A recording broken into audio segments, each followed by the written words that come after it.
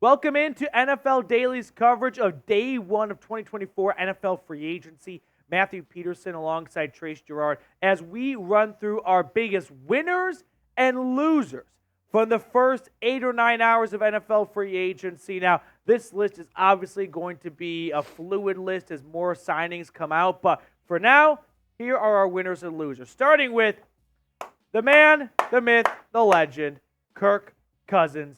He does it again.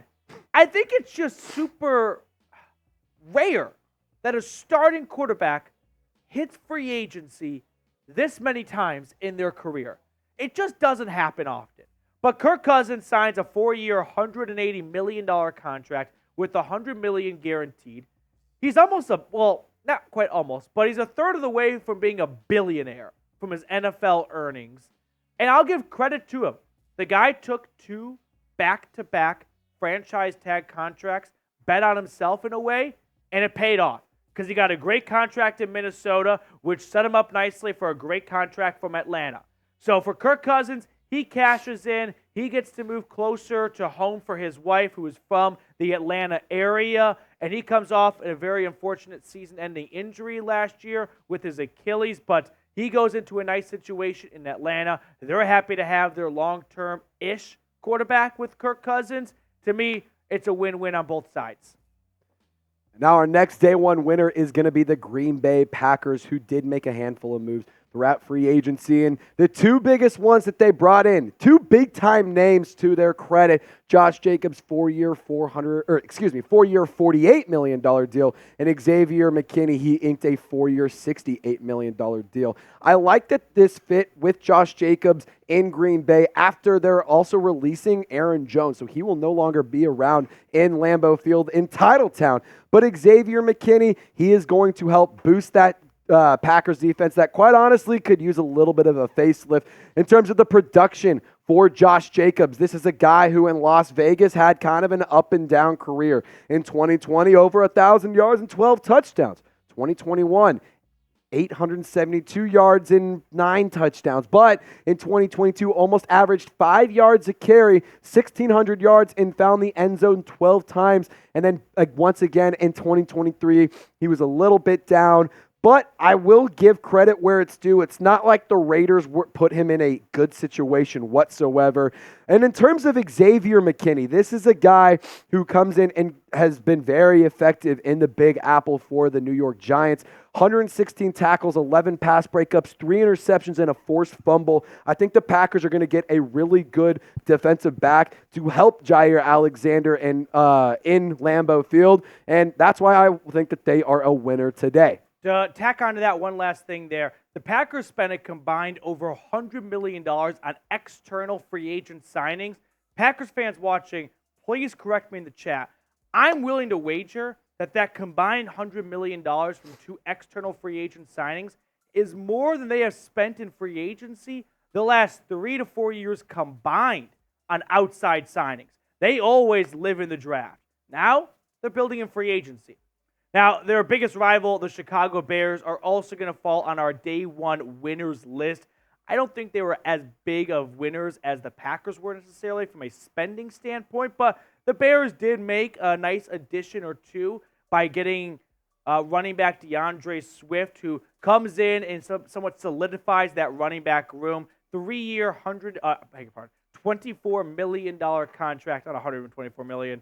So the Bears, who ran a running back by committee rotation last year, they decide to put all their eggs in the DeAndre Swift basket. After playing his first few years in Detroit, he now returns to the NFC North, and the Bears have a nice running back waiting for Caleb Williams. Now, who is your biggest winner from day one of NFL free agency? One of the 3 teams we already ran through or another team? Let me know down below in the comment section who the biggest winner in your eyes from day one is. Now, the Philadelphia Eagles and Howie Roseman were very, very active as they look to give a massive facelift to that offense. They brought in not only Saquon Barkley, but they extended Landon Dickerson. They also brought in Bryce Huff on the defensive side of the ball and Brandon Graham. He signed a new 1-year deal. Now, obviously, Josh Sweat did retire for the Eagles. But Howie Roseman wasted no time in trying to bring in some quality talent on both sides of the ball, as well as they also signed Zach Bond, who was a free agent from the New Orleans Saints. The linebacker was really talented when the Saints let him put his hand in the dirt, but coming out of Wisconsin, he was a great pass rusher, was very productive, however, never quite panned out as a drop back in coverage kind of guy. I like what the Eagles have done this year in free agency, and bringing in Saquon Barkley is going to be very beneficial for Jalen Hurts. Matthew Peterson and I were talking about it during our live coverage of free agency day one, and we think that this is a move that could allow Jalen Hurts to have a little bit of pressure off of his shoulders. Now, obviously, in 2023, the numbers aren't as impressive as they were in 2022. However, I think that he's going to be in a much better situation with a better line, a better offense, better coaching, and a better defense to take some pressure off the offense as a whole. So, Petey, what do you think about the Eagles' free agency as a whole this offseason so far? Well, one thing that jumped out to me was they signed Bryce Huff from the New York Jets to a nice 3-year, $50+ million contract. They've got Josh Sweat. They've got Hassan Reddick. I don't see them holding on to all three of those players. Watch for a trade, whether it's Sweat or Reddick, over the next few weeks. Our fifth and final winner, we're going to go with the Washington Commanders. New ownership in D.C., and they weren't afraid to spend some money in free agency on this first day. First, they signed Zach Ertz much earlier in free agency, and then they got a whole bunch of Dallas Cowboys to follow their old head coach Dan Quinn up to Landover. Dorrance Armstrong, Tyler Biadasz, a good defensive end and a solid center without being massive contracts or anything like that. And then a huge need for Washington was linebacker. And they get one of the best young linebackers in free agency, Frankie Louvu from the Carolina Panthers, on a 3-year deal worth up to $36 million. And then Trace, to top it off, they add to their running back room after losing Antonio Gibson to the Patriots. Austin Eckler, at 29 years old, signs a 2-year deal worth up to $11.5 million. Yeah, he's an extremely intriguing talent because he can be a very good dual threat player. You can get it done on the ground. He can get it done through the air. So I think that Dan Quinn bringing in a guy like Austin Eckler could allow whoever the quarterback of the future is, could it be Drake May, could it be Jane Daniels? We don't know yet. But whoever that is, I think that they're going to have a nice safety blanket with their running back being able to possibly do some dink and dunk passes or try and even hit him on some nice routes. But before we keep going on with our winners and losers of today's video, I got to tell you about Prize Picks, which is daily fantasy sports made easy. And if you want to get an $100 deposit match, go to prizepicks.com/CLNS. And if you plug in promo code CLNS, you get a first-time deposit match up to $100, like I just said. Now, the beautiful thing about Prize Picks is I know a lot of us are NBA fans, a lot of us are NFL fans, but if you want to try and check out a new sport, or if you want to learn more about a team, or heck, maybe you're not huge into hockey, this is an app that can help you learn and make your viewing experience so much more fun. It's real money in real time, and you can win big time. They have Demons and Goblins picks where you can make more on your money. You can maybe make a little bit less, but it's easier to hit, and that works well whenever you put them in a flex play where you can win a lot of cash. So go to prizepicks.com/CLNS or plug in that promo code CLNS. All of the information is linked in the comment section and description of this video. Because we love you, shout out to Prize Picks for making today's video possible. Now, some good, we got some bad. The Raiders, Petey, a little bit of both, kind of some yin and yang over here. I think the good does outweigh the bad because I really loved the Christian Wilkins signing. A 9-sack defensive tackle about to enter the prime of his career, and he's on the open market. I think it's a great signing. 4-year, $110 million. You can kind of look at it as a 3-year, $85 million contract. But all in all, the Raiders' biggest need, arguably, after quarterback, was defensive tackle. And they got the best guy on the market. Now, you can be upset about Josh Jacobs leaving for Green Bay. I'm not a huge Josh Jacobs fan to begin with, so I'm not losing sleep over that from a Raiders fan. However, if you wanted a big, sexy quarterback selection, well, Gardner Minshew might be big and sexy, but he might not be the quarterback of your dreams. And it looks like that's their guy to at least open up this season. I expect the Raiders to still draft a quarterback, bring in some competition. But for now, I think it's Gardner Minshew's job week 1, 2024. Now you're saying that it might not be the sexy pick. Your girlfriend might think Gardner Minshew's the sexy option, but the mustache. Yeah, absolutely, and the mullet and everything. But there's some good and some bad with the New York Giants. They did let some really big-time free agents leave, like Saquon Barkley, like an Xavier McKinney. But they did bring in some intriguing options. Devin Singletary, a 3-year, $16.5 million deal. I'm not thinking that he could be a Saquon Barkley replacement, but I think that he could be a running back by committee kind of guy. They also brought in Jermaine Illuminor, which I think is a good option for the New York Giants and Brian Daboll. And the big move of the day, Brian Burns is headed from Carolina to New York for a 5th-round pick swap and a 2024 second-round pick, which was number 39 overall. I think this is a big move for the Panthers to give up Brian Burns. But I also think it's kind of an interesting move for the Giants to bring in Brian Burns and pay him all the money that they have. So I want you guys to get in the comments section. Who do you think won the trade? Just give me an NYG for the Giants, a CER for the Panthers. Petey, what would you be typing down below? I'm not crazy about Brian Burns as a player. I don't think he's worth $30 million a season. So for me, I think it's a failure on Carolina's part to not get something done earlier in the trade and held on to for too long. And it was no secret that he was not going to be in Carolina long term. But I would be inclined to go with CAR. They get a top 40 pick, and they don't pay him 5 years, $150 million. Some good, some bad, part 3. I'll go with the Tennessee Titans. This is how do you look at it? Half glass full, half glass empty. I'm looking at it more in the lens of a half glass empty. You signed Tony Pollard to a 3-year, $24 million. Now, I think Tony Pollard's a good running back. $8 million a season good after a career low last year? That I'm not doing jumping jacks for. Lloyd Cushenberry, 4 years in Denver, was bad 3 years, was good 1 year. Which one's the outlier? I'm thinking the one. And they made him the highest paid center in NFL free agency history.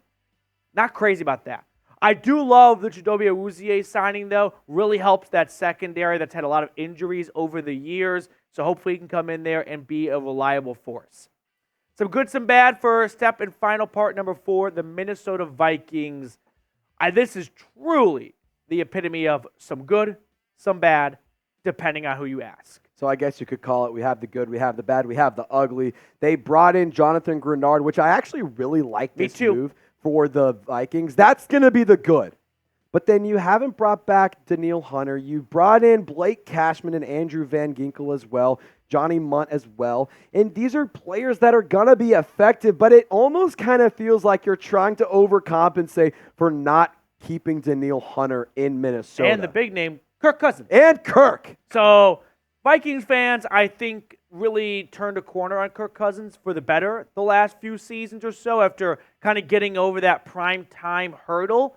And ultimately, they decide to go a different direction. What I want to see happen more than anything is Atlanta at number 8 and Minnesota at 11 have to pick swap. The Vikings have to take J.J. McCarthy. And then we will know who made the right decision. The Falcons with Kirk Cousins or the Vikings with a rookie quarterback. That needs to happen.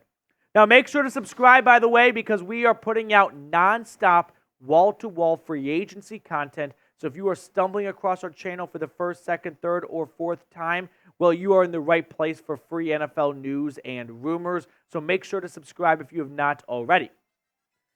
Our first loser, let's go with the Houston Texans. I don't think they're the biggest loser, but when you look at what they did last year, they dramatically overachieved. They went to the playoffs, and I don't know if they really matched that with what they did in free agency. Not crazy about how much they paid Dalton Schultz. He had drop-itis last year, and I don't even know if he's the best tight end on his own team. The Fairbairn re-signing was very nice, but fast forward to today, Jeff Okudah, former top 3 pick, $4.5 million isn't going to swing the needle a whole lot. I like the Danico Autry signing, but I think Houston had bigger goals in free agency. They had a ton of money to spend, And the biggest one was Azeez Al-Shahir, 3-year, $34 million contract, which they needed help at linebacker. They lost Blake Cashman. They've got to replenish the ranks at that spot. But I think Texans fans would have hoped for a little bit more than a $34 million contract being the biggest one so far. PD, dare I say that the Texans are a team to watch for Derrick Henry? It feels like they could use some running back help, and it feels like they've been already active in the free agent market. I could see D'Amico Ryan saying, you know what? I want my one more big-time name. Go get me Derrick Henry. I could see the King headed down to H-Town. Carolina, we're going to consider them losers on the day, not just because they have a bad record every single season, but also because they kind of let a lot of guys leave. Not only did they move on from Troy Hill and Robert Hunt, Von Bell also left, and they traded away Brian Burns. Bring in Robert Hunt. They brought in Robert Hunt, but they let Von Bell leave, and they traded away, Brian Burns. So pardon me on misspeaking there. But the Robert Hunt deal, 5 years, $100 million, 63 of that guaranteed. I like the player, but I don't know if I love the contract for the Panthers. Yeah, I would agree on that front. I just felt like Carolina had some bigger fish to fry than Robert Hunt for 5 year, $100 million. Now, I'll reiterate what I said for the Brian Burns trade. I think the Panthers are also losers in this trade because at one point they could have gotten 2 firsts. That offer was on the table from the LA Rams and more. They turned it down and they walk away with a 2nd and a 5th. So shame on them for holding on for Brian Burns too long. If they weren't going to commit, then get out of the relationship. Final day one loser, it's the Dallas Cowboys. Everyone's going to like this one. Jerry Jones is on his private yacht, I believe in the Caribbean. Nassau, I believe. I don't know if you knew this or not, but Jerry, NFL free agency started today. You said you were going to go all in. How are you all in if you're fucking around on your yacht? Yeah, I mean, personally, I think for a team that hasn't really found much postseason success since 1996, which was before I was even born, for the record, you got to take that kind of thing more seriously. I mean, you have teams within your division going and making big-time additions. Meanwhile, you're over here losing guys, not bringing in any big names. What the hell is going on in Dallas? I mean, Jerry Jones, like exactly what you said. Want to go all in? You can't be all in if you're out of the country. As Tom Downey from the Cowboys Report would say, unserious franchise. So shout out your favorite free agent left. I want to know in the comment section who the number one free agent you love is still out there that you want to see your team go out and sign.